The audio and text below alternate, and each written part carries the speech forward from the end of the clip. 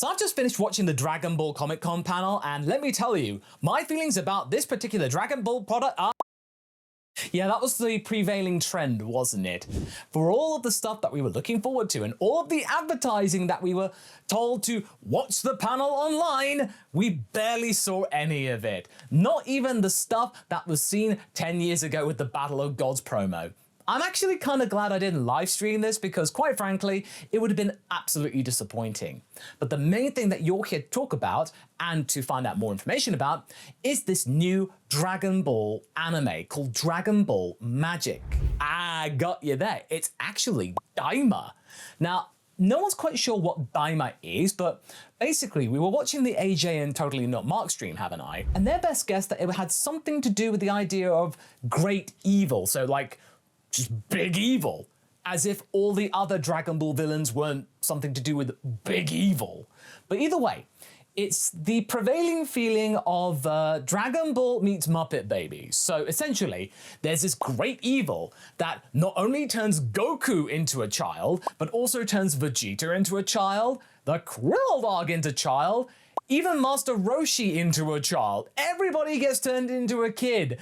And therefore, it's like GT times 100. So Goku gets turned into a kid yet again, but hey, why don't we increase the marketing by making everybody a child? So obviously, this is going to be a sort of creation that means that everybody has to try and find their way to becoming adults again. But one thing I can tell you from the very, very limited resources that we were able to see, we got to see some really crisp animation. There was really good 3D effects, there was really good CGI camera effects, and there was some good animation in there too. This looks like it's actually been worked on very carefully.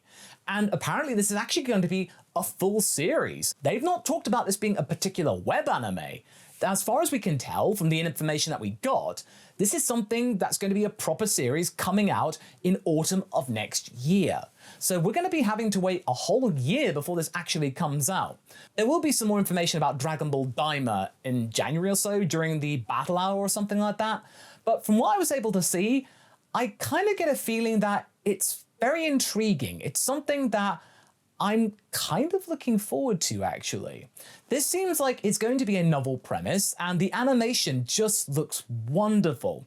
When I saw a shot of Shenron just magically creating himself into complete view, it was so crisp. The particle effects were really, really nice. This looks like a project which is the antithesis of Dragon Ball Super, in that we are not seeing a rush job here, folks. We are seeing a proper project coming together with a lot of care and attention. This looks really, really detailed. I'm actually kind of stoked. I feel so relieved that we're not going to be getting a web anime or an anime coming out in the spring where it might have been rushed, that we may have only had 3 or 4 months of preparation time, because back then when they released Dragon Ball Super information in April, we barely had a logo. We then got an anime 2 months later, and we all suffered the consequences for it. It looked terrible. It fell into absolute chaos. Here though, I don't think it is. But I don't understand the idea about why they had to like bar everyone at home from being able to see it. It just didn't really make any sense. It just felt like you're getting all this hype up for absolutely nothing. And I do appreciate the idea that they wanted to reward people who attended the convention, but you're trying to publicize this thing, but what you're doing is kind of not publicizing it, if you know what I mean, because you're just creating publicity negatively, because everything was barred, including stuff with Xenoverse 2 that people already knew about, and the card game, and the Battle of Gods 10th anniversary promotion. Everything was barred. But this might not have had something to do with Dragon Ball, but it might have had something to do with the convention organizers, as Totally Not Mark was alluding to.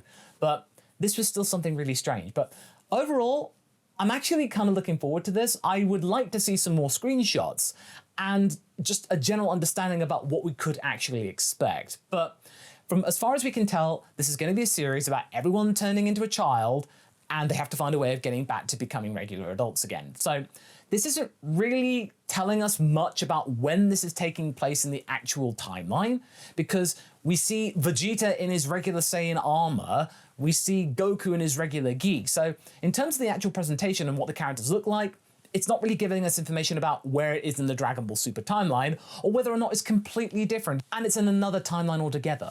These are things that we really have not got a lot of knowledge about. But Toriyama did actually provide some information, an actual message, and he read like this. Hello, I'm Akira Toriyama. As if we didn't know. I'm currently working on a new Dragon Ball. The title is Dragon Ball Daima. Daima is a made-up term, which is Japanese characters that would be that, or in English would be something like evil. Due to a conspiracy, Goku and his friends are turned small. In order to fix things, they'll head off to a new world. It's a grand adventure with intense action in an unknown and mysterious world. Since Goku has to make up for his petite size, he uses his Noibo, that's the power pole, to fight. Something not seen in a long time. I came up with the story and settings, as well as a lot of the designs. I'm actually putting a lot more into this than usual. Things will unfold that close in on the mysteries of the Dragon Ball world. Hope you all enjoy these different from usual battles that are cute and powerful. So, Toriyama's trying to actually go in a completely different direction, and the fact that he's actually involved in this 100% means that, for those of you wondering, yes, this might be canon. This might be something that Toriyama actually sees as part of the Dragon Ball world, and he's actually really excited about it.